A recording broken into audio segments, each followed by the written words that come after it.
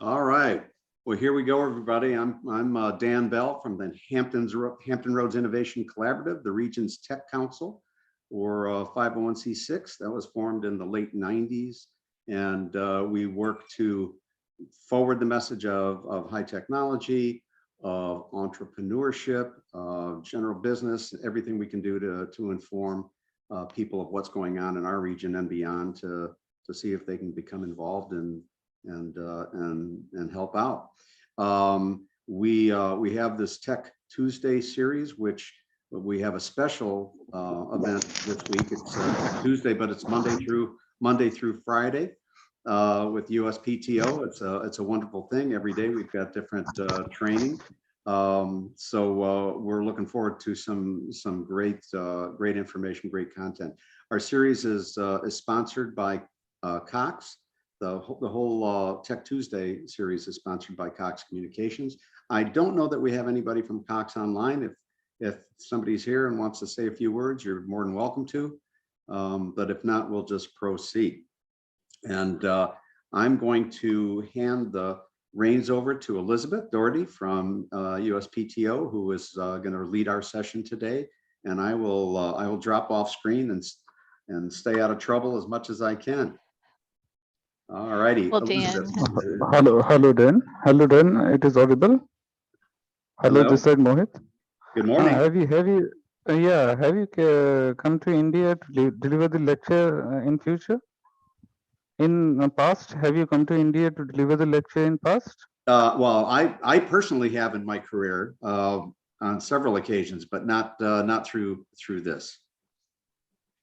So the thing is, have you associated with any firms in India to deliver the lecture regarding the patents? Well, we record and we can send out, but I'll tell you what, if you would put your questions into chat so we can launch the program and be aware of everybody's timing and limitations for today, but I'd be happy to pick this conversation up with you off channel and see what we can do. How's that sound? Yeah, no. So the thing is, so from where you qualified? So can you introduce your qualification? Mine? Yeah, sure. Well, I can. I'm the chairman of the Hampton Roads Innovation Collaborative, and and I've spent my entire career in high technology. With several companies and with several products that people are familiar with. But this event is not about me. This is about some wonderful content coming from the USPTO. So with that, I would like to ask everybody to turn their microphones off so we can turn this over to Elizabeth. Elizabeth, thanks a lot. Thanks a lot. Thanks for introduction. Absolutely. Thank you very much for asking. And Elizabeth, the show is yours. Thank you, Dan. And it is a pleasure to be with you and your audience today and through this entire week. The U.S. Patent and Trademark Office loves these collaborative opportunities to really get to know a community, to get to know their inventors, innovators, and entrepreneurs. So it's lovely to have all of you on with us today. Again, this session is being recorded and we will share the slides after each and every presentation this week. As Dan said, my name is Elizabeth Doherty. I am a 30-year veteran of the U.S. Patent and Trademark Office, having started many years ago right out of my undergraduate career as a U.S. patent examiner. I examined patent applications in the exciting and sexy art of Class 73 measuring and testing, electrical mechanical devices that measured and tested a wide array of things, torque transducers, pressure transducers, flow meters, meteorological devices, a great foundation for my career. I then did about 10 years of legal policy work, having gotten my law degree while I was a patent examiner. But really the joy of my career has been doing what I'm doing today.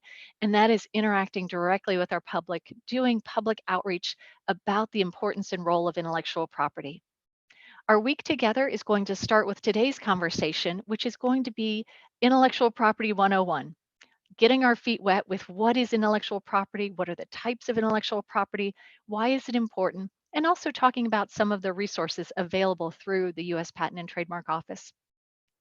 Our week will then proceed with a deeper dive on a number of topics, patent basics, trademark basics, you name it.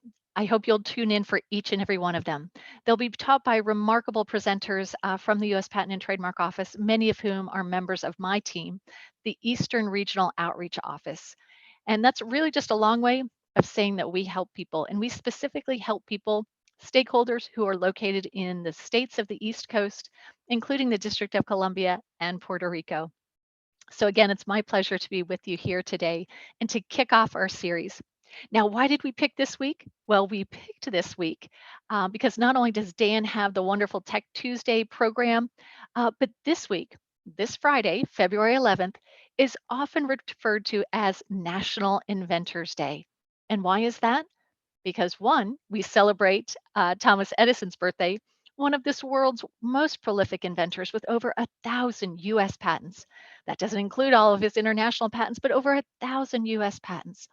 And it is also the anniversary of the creation of the National Inventors Hall of Fame.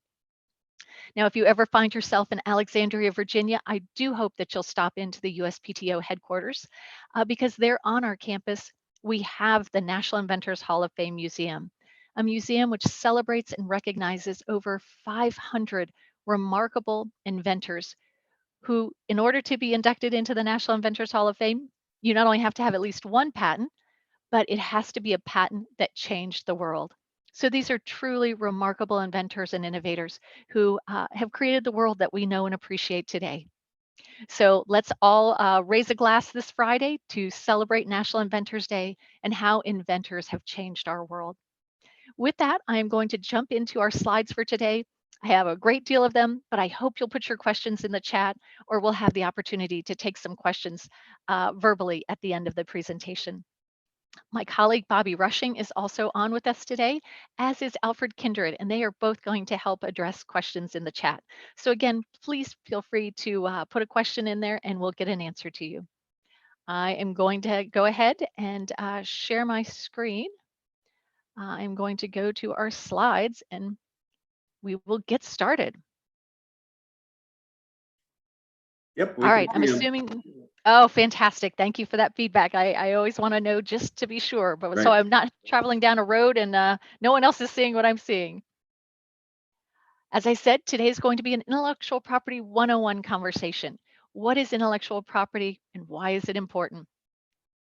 Just to note, this presentation today does not constitute legal advice. My team and I, while we love to speak with our stakeholders and love to provide education and information on intellectual property, we cannot provide legal advice. That can only be provided by an IP professional. So now I understand that I am not in presentation mode. So are you not seeing the slides? Because that is how it appears on my screen. We see them. We see the slides, but you're right. It is not in presentation mode. However, the viewing is fine if you can't do presentation mode. Well, let me try a different route. How about now? When you're looking at the side of the planet, north. No slides yet. Okay. We had them before. Let's see. All right. Might just have to go with that other display, which was adequate. Yeah, I apologize. Okay. Right. Yeah, I'm sorry that you're seeing the sideline slides, but it just gives you a preview of what's coming up. How's that? That's right. So we will jump back into. All right. So today, why is intellectual property important? Well, it's important because it is a business strategy, and many of you who are attending today either have a business, are looking to develop a business, or are looking to enhance the business that you are already undertaking. So what is intellectual property? What is the U.S. Patent and Trademark Office? And what are some of the resources we can offer to you? So in the respect that IP strategy is a business strategy, we like to present this right up front because all too often we hear from business owners that intellectual property is one of those rainy day projects. It's a project they're going to get to when they have more time, more money, and I can appreciate that because oftentimes intellectual property seems like a very complicated subject matter. It seems like something that might be expensive and might be something that just is too difficult to undertake. However, we want business owners to think about intellectual property from the very start, from the very kernel of an idea of creating your business. Because oftentimes, by failing to protect your intellectual property up front, by failing to do it at the very onset, you may in fact be precluding yourself from protecting it at a later date. Now, IP, intellectual property protection, can make a company attractive to investors and buyers. Why is that? Because intellectual property, while intangible, it is something that can have monetary value. Just like real property, it can be bought, it can be sold, it can be licensed, can be given away. It inherently creates value in your company. By having intellectual property protection, you can deter infringement lawsuits because you are putting the public on notice. You are putting your competitors on notice that you have protected your intellectual property, whether that's through a patent, a trademark, a trade secret, or a copyright. You are alerting them to the fact that this is your property.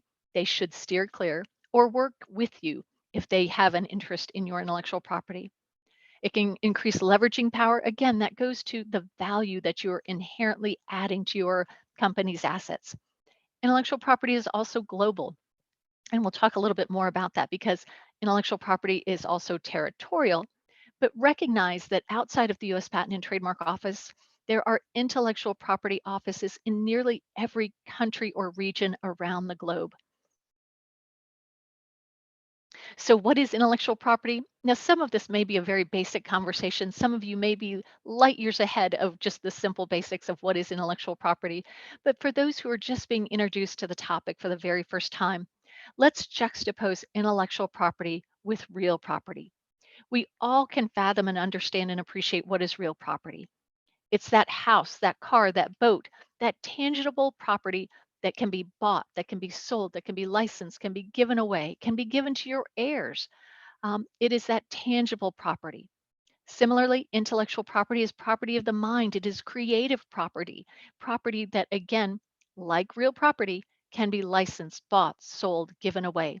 But yet it is just a different in nature. It's more, that's that ethereal property, shall we say. But certainly property that has value, that can have value, that can bring value to a business. On that note, what is the US Patent and Trademark Office? Well, the US Patent and Trademark Office is a part of the Department of Commerce. We are the oldest, or nearly the oldest. There's a little debate amongst some of the federal agencies, perhaps the oldest federal agency in the federal government. Our work is written into the US Constitution, and the first patent law was passed in 1790. And it was in 1790 that we issued the first US patent.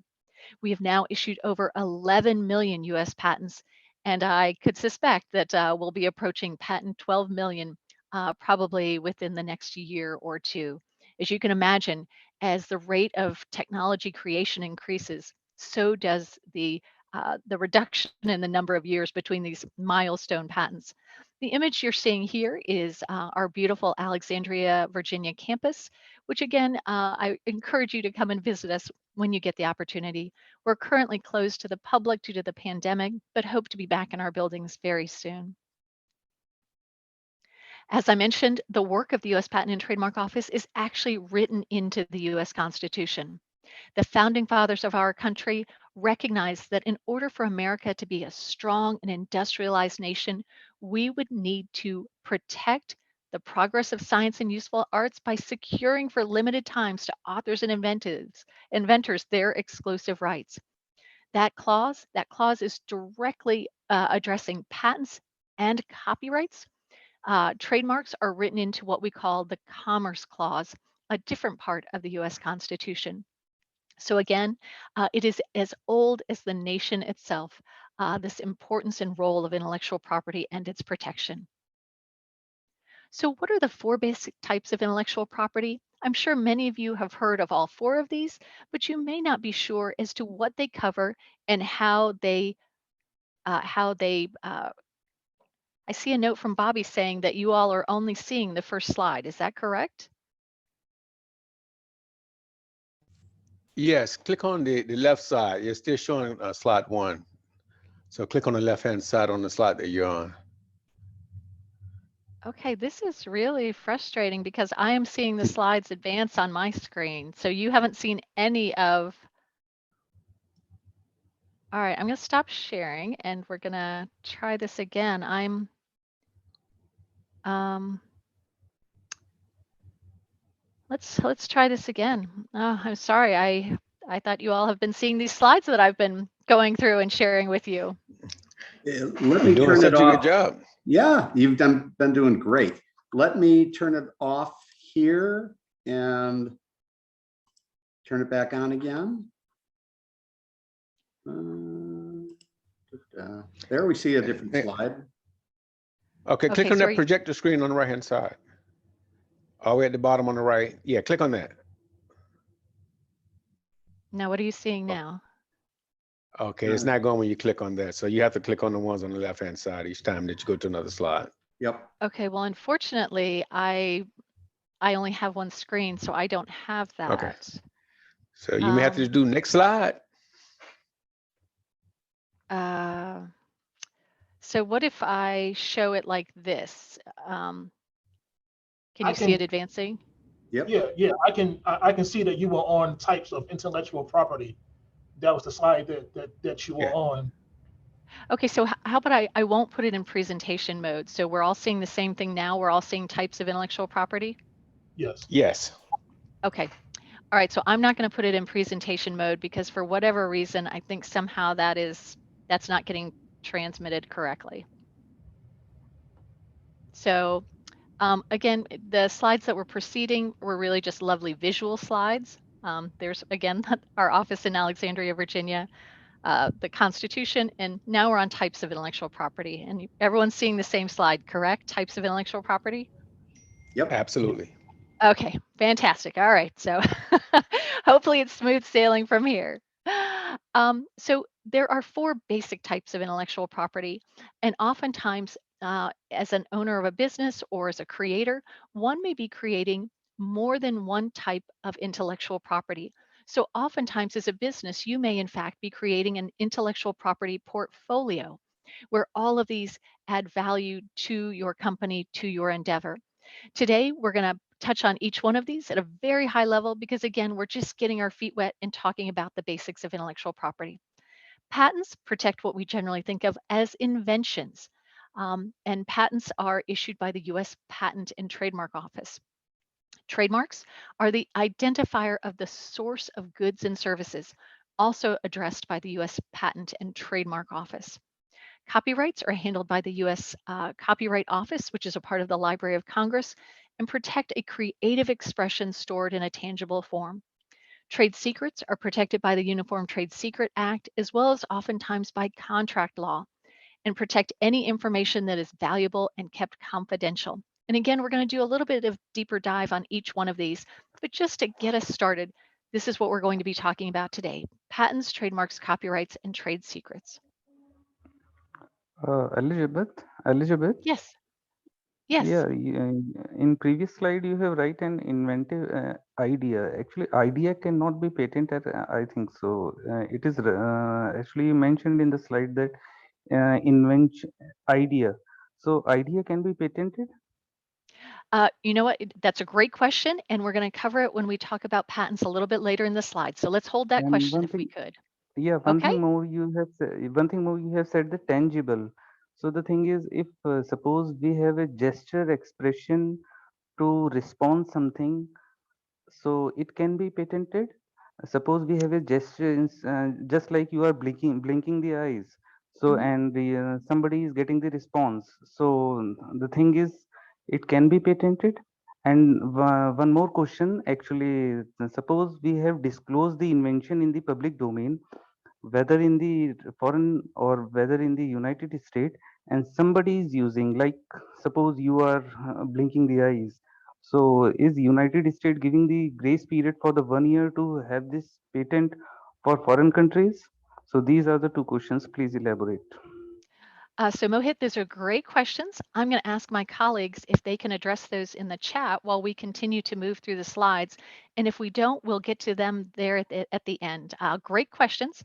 And just to let you know that the expression is probably going to go in the area of copyrights. And then public So disclosures is the certainly thing something is, that'll be important the to thing talk is, about. if the expression is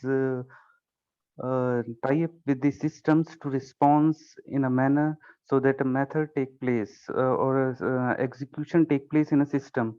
So if the system is tie up with the expression, so the thing it can be patented or it can move to the copyright. So I think it's going to Suppose you depend. So I think if we could okay. hold those questions. Because you're because if you blink the eyes and I do a certain thing, suppose if you blink the eyes and the system take place certain action, so it can be copyrighted or patented. I think it is patented because the expression is tied with the system or the methods and the methods performing certain uh, tasks. So in my view, I think it can be patented. And what about the Well, I grace period? appreciate that. Supposing I appreciate that thought. Why don't we take Right, that offline and right, maybe have a conversation right, outside right. of right, this right. class? Mohit, this is Dan One, Bell one, from the Hampton Roads Innovation Collaborative. It's very important for us to allow Elizabeth to focus on getting through her materials right now. Your questions are good ones, as Elizabeth mentioned, but please generate ac- a chat actually, or wait for the actually Q&A one of session. We actually have one of to, my friend yep, actually we one have of to my move on. friend yeah actually one of my friend Dan earlier who came to India to uh, deliver the lecture has given that if the gestures are related to the systems then maybe it can be patented. So the thing Okay, is that is a question that we all yeah, right. Well, so that is a question. let's allow Elizabeth to finish with her program. We're going to put you on mute right now. Thank you. Right. So the slide that you're seeing right now, can you find the IP in a mobile phone? Just as a great example of how a portfolio of intellectual property can cover a single device. As one can imagine in any cellular communication device, there's a number of things protectable by trademarks, patents, copyrights, trade secrets, and designs. So keep in mind as you are creating either a device or creating a business or any type of endeavor, you may be creating different forms of intellectual property protected by one of these different ways of protecting intellectual property. They each protect something very different and exist for very different durations of time. We're going to start in our conversation today by talking about trade secrets because we're going to just touch on them very briefly. As I said, trade secrets are an important form of intellectual property protection, first and foremost, because they can last forever. As long as you can maintain something as a secret and it brings economic value to a business, it can be maintained as a trade secret. Now, oftentimes people think of trade secrets as things such as the recipe for KFC chicken or the Google search algorithm, but there's hundreds or thousands of things that can serve as trade secrets. Perhaps it's a customer list. Perhaps it is a method of doing business in your company. Perhaps it is a recipe. Perhaps it is a formula. Again, anything that can be kept secret that brings economic value to your business can arguably serve as a trade secret. Now, what's important to know about a trade secret? It is important to know those ways that you could lose a trade secret. And one of the first and foremost is failure to take adequate steps to prevent disclosure. Now, that can happen because you, again, have not put the proper procedures in place. It's said that oftentimes for a recipe as a trade secret, that it is a trade secret and the recipe is maintained by employees only knowing certain aspects of the recipe. No one individual knows each and every aspect of the recipe. So again, there's a number of ways. Reverse engineering is oftentimes how a trade secret can be lost as well. So again, trade secrets, two core components that it provides commercially valuable proprietary information, a competitive advantage, and can be maintained as a secret. So again, trade secrets are incredibly valuable because they can last forever if you can maintain that secret. So let's talk about copyrights. Copyrights, as I said, are provided by the US Copyright Office, which is a part of the Library of Congress. It is a legal protection for the authors. Remember, authors were specifically called out in the US Constitution. Authors provide original works of authorship, including literary, dramatic, musical, artistic, and certain other intellectual works. So what works are protected? Those works must be in a fixed, tangible form of expression. Now, what is a fixed, tangible form of expression? Take, for example, a sculpture. A sculpture, the artistic expression is fixed in the tangible form of the sculpture, whether the artist is using steel or the artist is using clay, the artist is using plaster of Paris. That becomes the fixed, tangible form of expression. For digital media, it could be recorded on a, a CD-ROM. It could be recorded on some type of digital medium. It has to be fixed in a tangible form for the work to be protected. And it also has to have a certain level of creativity in order for it to be protected by a copyright. So what works are protected? They must be original works of authorship, meaning that the work is independently created by the author. As I mentioned, they have a required level of originality, and it is a very low level or a modicum of creativity. This was actually put to the test many years ago in a case, a legal case, where the question arose, could someone copyright a phone book? A phone book, which is the listing of names and phone numbers, did that rise to the level of creativity to be protected by a copyright? And I'll allow you to test that theory and see what you think. So categories of protected works, as I mentioned, it is anything of a creative nature. So let's think about those creative things. Literary works, musical works, sound recordings, dramatic works. And this where a gesture could come in.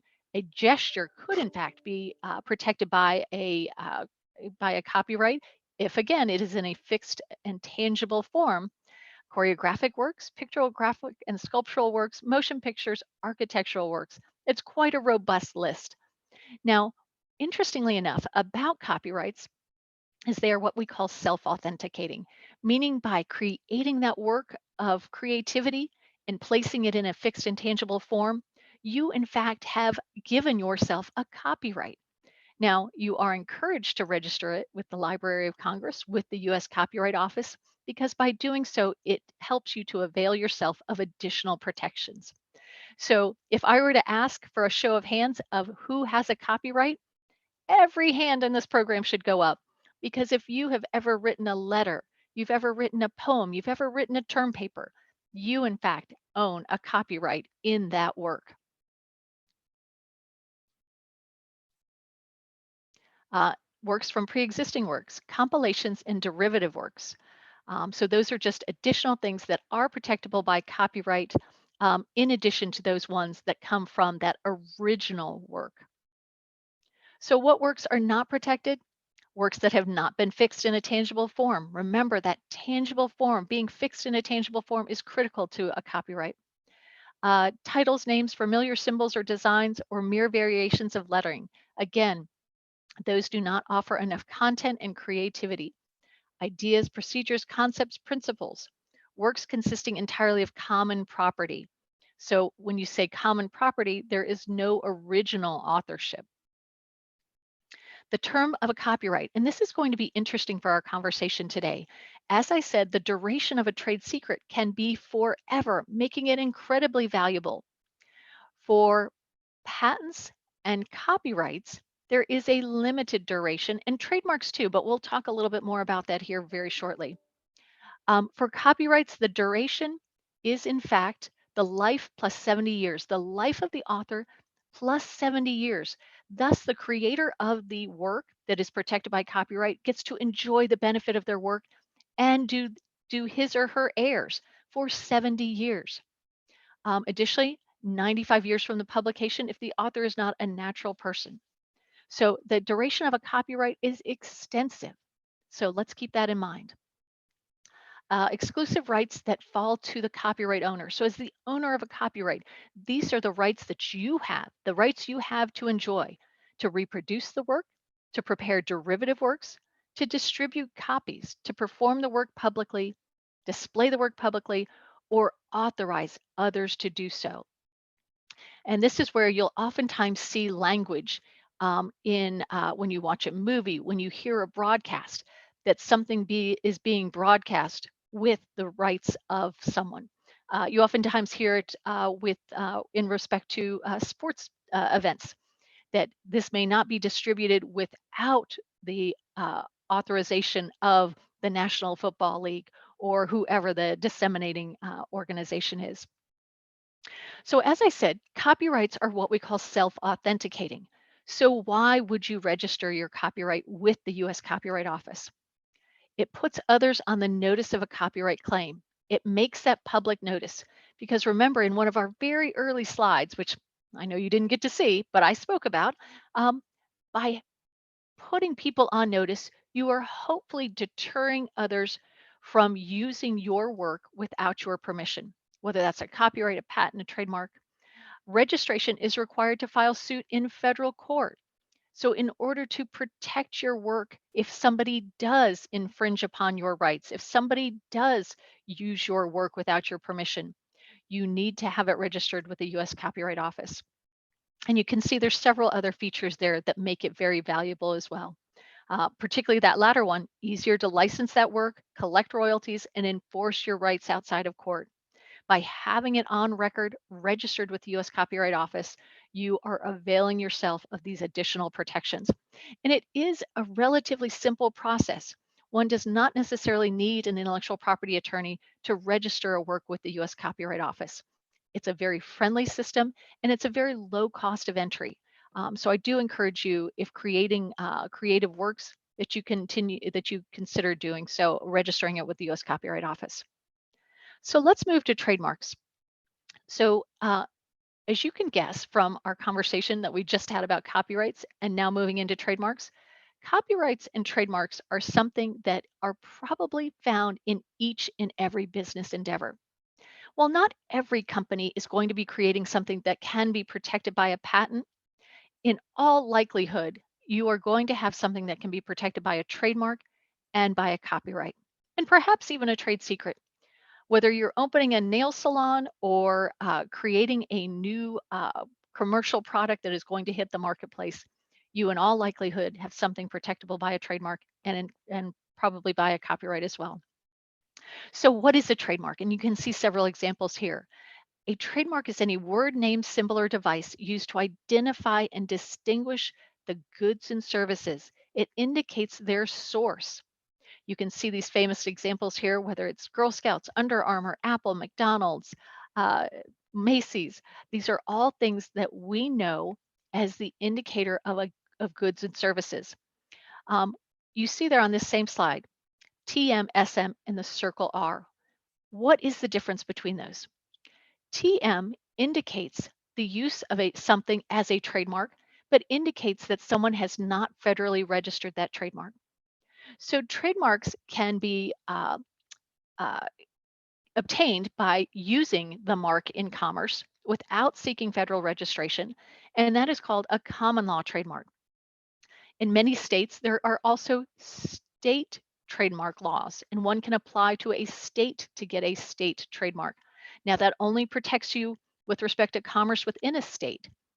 We strongly encourage for anyone who is doing work on a national level that you seek federal registration of your trademark, meaning through the US Patent and Trademark Office. If one receives a federal registration for their trademark, they can then use the R in the circle. That is the indicator of a federally registered trademark.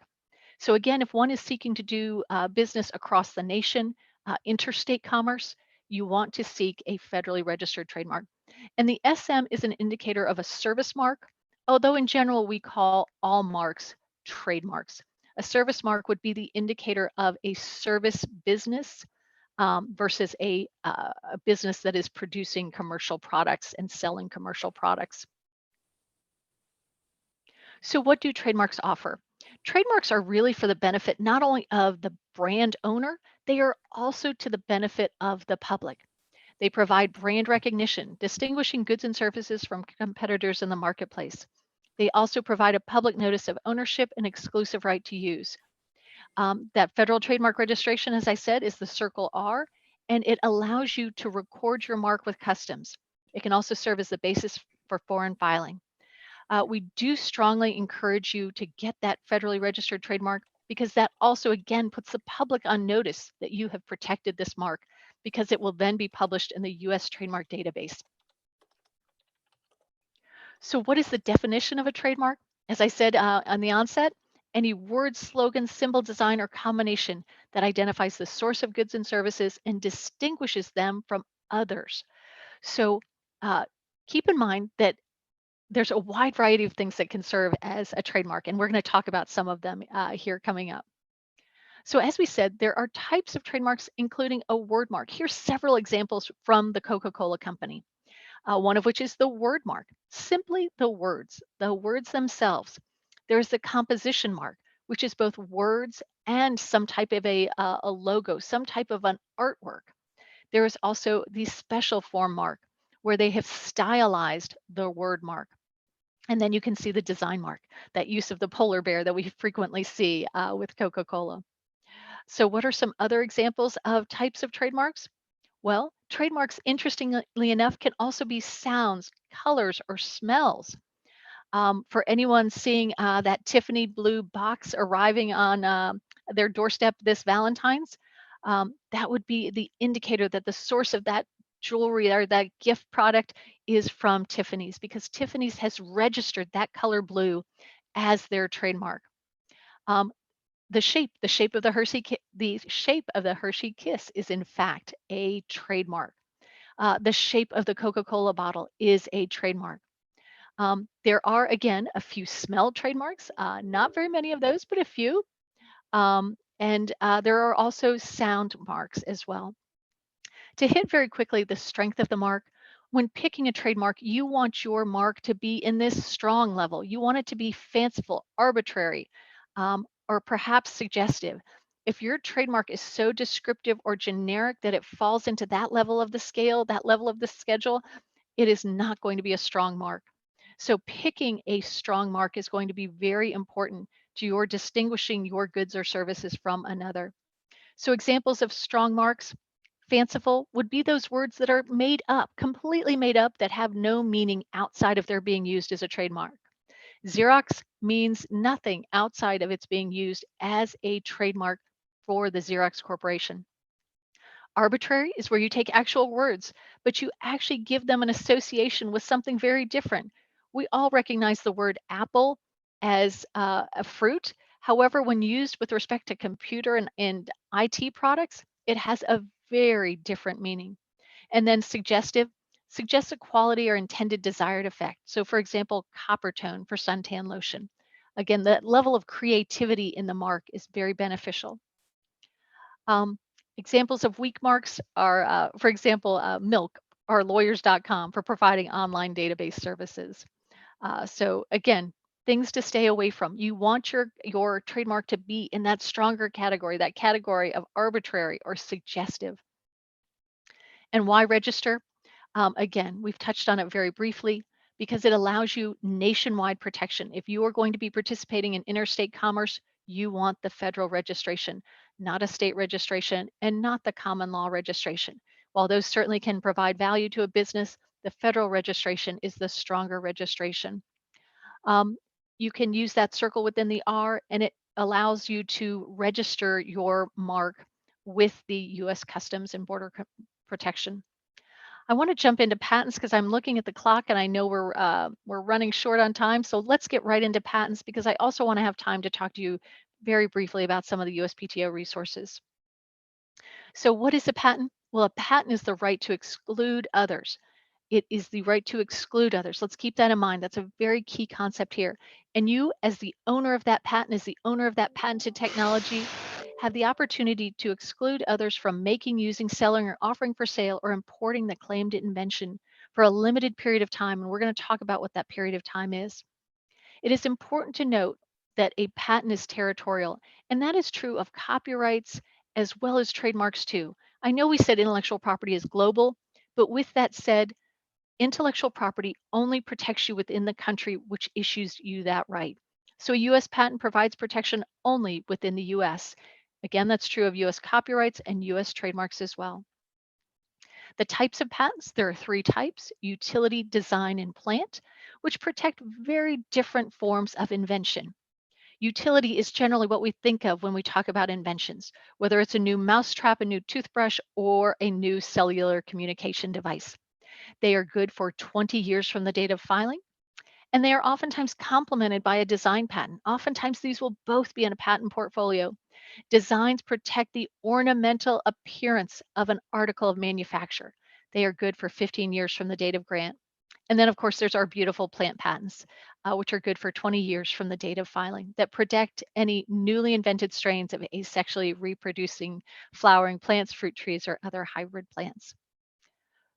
So what is eligible for protection when talking about a patent? What is subject matter eligible to be protected? It can be a process, a machine, an article of manufacture, or a composition of matter. So let's keep that in mind. So your invention has to fall within one of those four categories to be eligible for patent. So hurdles to patenting, one, first and foremost, your invention must fall into one of those four categories to be eligible to be patented, but your invention also must be novel, meaning it is new, not previously known in the prior art. Prior art being a term of how we describe other publicly known and publicly available technology information. Prior art can be patents, it can be non-patent literature, it can be trade journals, trade publications, internet publications, it can be senior thesis documents. As long as something is published and publicly available, it can constitute prior art. Your invention must also be non-obvious, meaning the differences between your invention and the prior art would not have been obvious to someone in that field of endeavor. And does your invention have utility? That is a low bar, just as the low bar of creativity in a copyright, but it must have a utility, meaning it must have a useful purpose. We do not patent perpetual motion machines. So what is not patentable? This does go to Mohit's earlier question. We cannot patent an idea. Your idea, of course, is where you start with your invention, but you must be in such possession of your invention that you can describe it to others with such specificity that they know how to make and use your invention. I'll give you a simple anecdotal example here. I have a great idea. I think I do. I would like to make a time machine because I'd love to go back in time and meet remarkable people like Abraham Lincoln. Now, what I have is an idea. Do I have an invention? And the answer is no. I do not have something that I can describe with such specificity that I can actually file an application for it.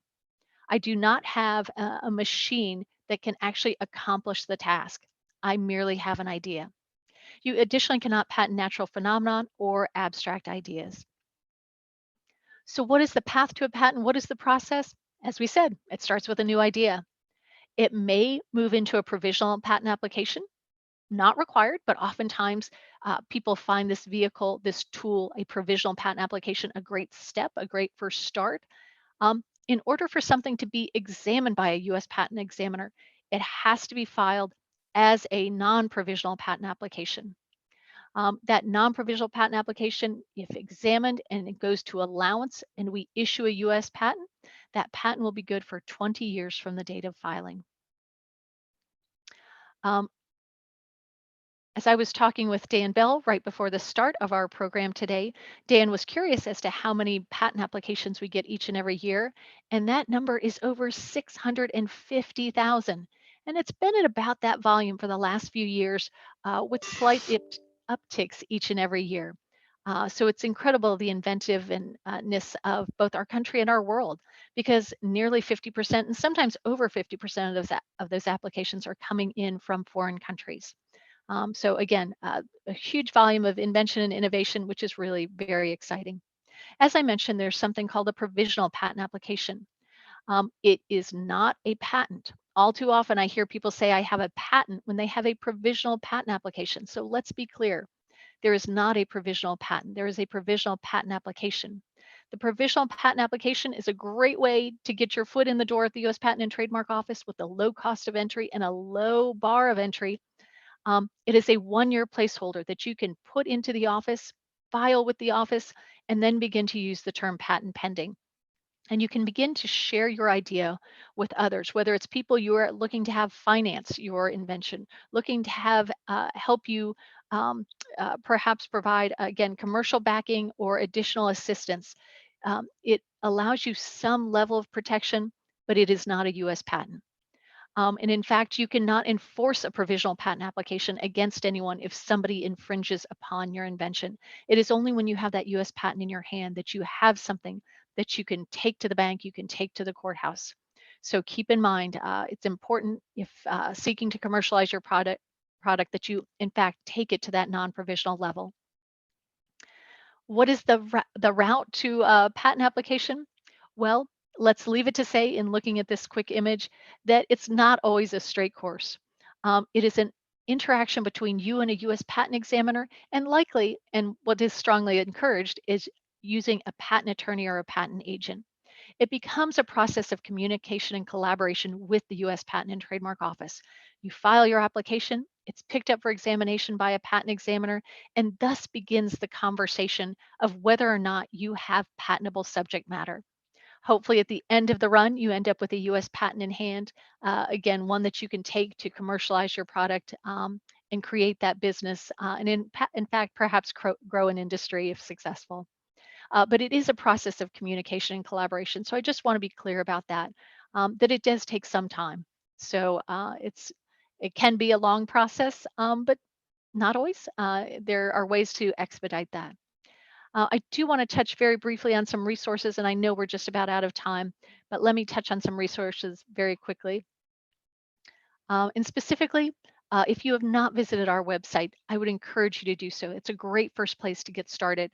And in fact, in looking at our homepage, this is a screenshot of our homepage as it appears today. I think one of the best places to get started is in that Learning and Resources pull-down tab.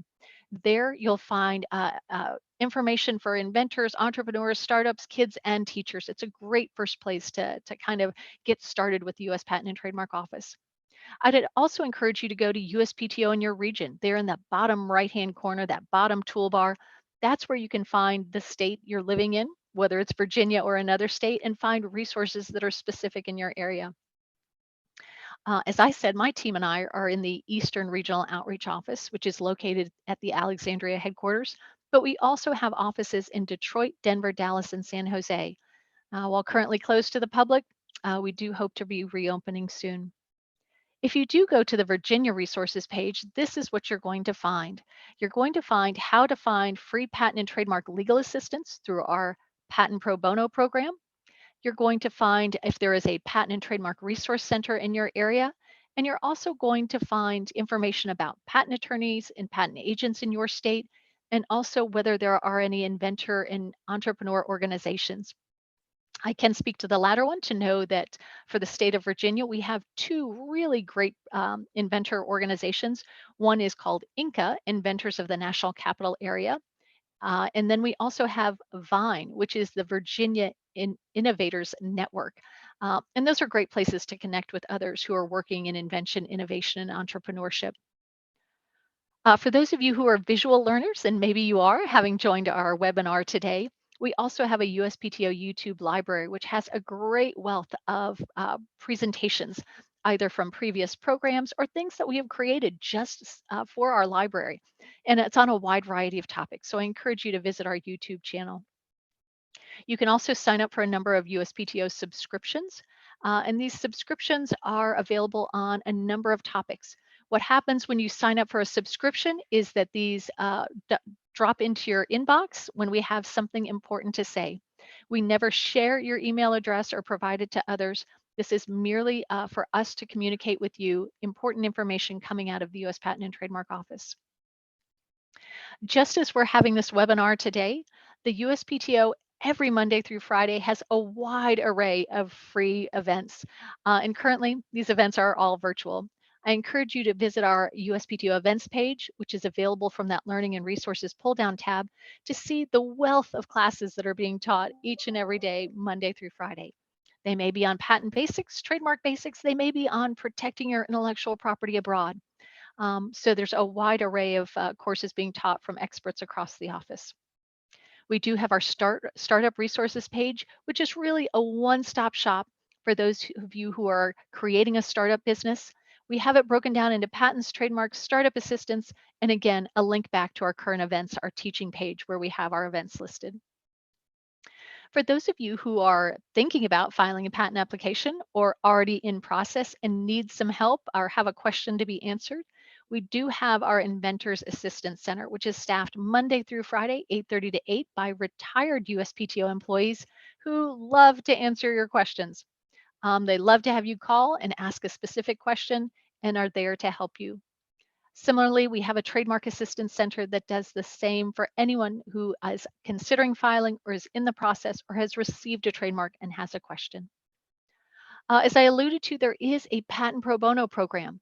This is for under-resourced, financially under-resourced inventors and entrepreneurs who are looking to obtain assistance. There is coverage in all 50 states, and in order to participate, one must meet certain requirements. The program that represents citizens in the state of Virginia is the Federal Circuit Bar Association out of the District of Columbia. And if interested, one can find their information on our website. We do have these pro bono programs, as I mentioned, that cover the nation, either in state or regional programs. In addition to our patent pro bono program and these legal organizations which are providing free or reduced cost legal services, we also have law school clinical programs where at a number of law schools, students are supervised by faculty and are able to provide free or reduced cost legal services. For Virginia, Virginia residents can participate in the American University program, which helps individuals obtain patents and trademarks. The Howard University Law School program, which also works in the area of patents and trademarks. Liberty University in Virginia, which has a trademark law clinic, and the University of Richmond, which has a trademark law clinic. We're almost at the end of our time and almost at the end of our slides. And I do want to give a shout out for our patent and trademark resource centers, which is a network of over 80 libraries located nationwide. These libraries are in publicly available libraries, oftentimes on university campuses, and they have one or more librarian who is gifted in patent and trademark searching and can help you as an inventor, innovator, entrepreneur to conduct a high quality patent or trademark prior art search. With that, I am going to just end with this final slide, and then of course the slide that gives you my contact information. I know we've been challenged with respect to the slides today, and my apologies for that. I'm hopeful that you've been asking questions all along the way in the chat and that my colleagues Alfred and Bobby have been able to help facilitate those questions. I am happy to go ahead and stop sharing and come back to go ahead and see if there are any questions. Again, I know we're almost out of time, but perhaps if Dan would like to help facilitate any questions or make It use of our would, last 2 minutes together. The program was great, Elizabeth. Thank you very much. A wealth of information. I think most of the questions that have been answered, if not all of them, have been responded to in chat. But to your point, we are just about out of time. We can go late, a little bit over if necessary. But this would be the time to either voice in or chat in with kind of a final call for questions. One question, Bell.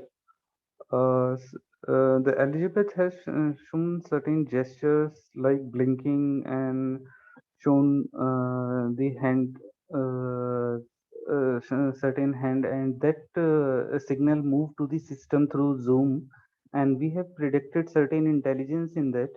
So maybe that this invention has been used, and that was invented, suppose, by somebody else, and then that's so that can be patented, that can, because it is tied with the process, and we are and having certain intelligence. So the thing is that can be patented actually, and even though the USPTO is using that human computer interaction using the system, but the thing is I think we have not done the prior art regarding the human computer interaction for the gestures, like blinking and all those things, and but the intelligence is going on in this. So the thing is, if somebody is using that invention, so what about the grace period regarding the USPTO, that we can claim that it is already been in public domain? That is a question actually. It is already in public domain, and it has been, I think it is before the 1 year. So the thing is, it can be patented. So, Mohit, with respect to your question, it seems like there's a lot of nuances to that question. I think it might be something where I would want to encourage you to reach out to my team, and we could schedule a special session to sit down and go through some of your very specific questions.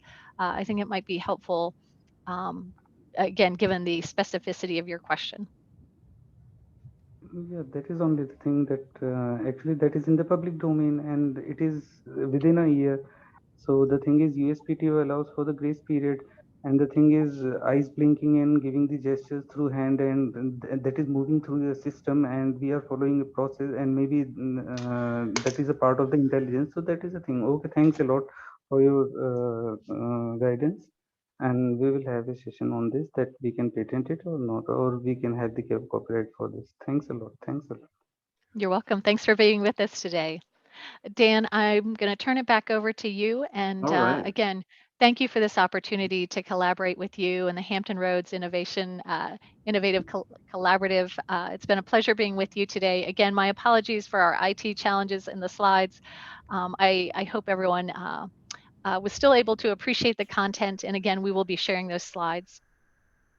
Yeah, I think the program went just great, and that little technical hiccup did not slow you down a bit. But thank you very much for a very, very comprehensive program, some great information. Thank you to everyone who logged on and participated. We will wrap this up at the end of the week. We have 4 more sessions, and after that, I'll send out an email with links to the videos for each session, slides from each session if those are made available. And once again, I think that based on what we're trying to do as an innovation economy, this is a stepping stone to doing so, and patents can be extremely important along the way for innovation and creativity. So Hey, Dan? thank you very much, one and all, and watch Dan? for my. I'm sorry, did somebody else have something to say? Yes, this is Bobby Rushing from the Hi, USPTO. I had put the email for the Eastern Regional Outreach Office in the chat. So Thank you, Bobby. if Mohit or if anybody else wants to have a detailed discussion with us, we can you can click on that email, Eastern Regional Outreach Office at USPTO.gov. Again, it is in the chat, so you can copy and paste and send us an email, and we can schedule a time to a day and time for you to speak with us, and we can perhaps answer your question and send you in the right direction. That's a great Thank you, offer. Bobby. Yeah. Thanks a lot. All right. Well, with that, we're just about at 104, about the clock to 105. So thank you to one and all. It was a great program, and we hope to see you at subsequent programs throughout the balance of this week. Thank you all. Thank you, Dan. Thank you all.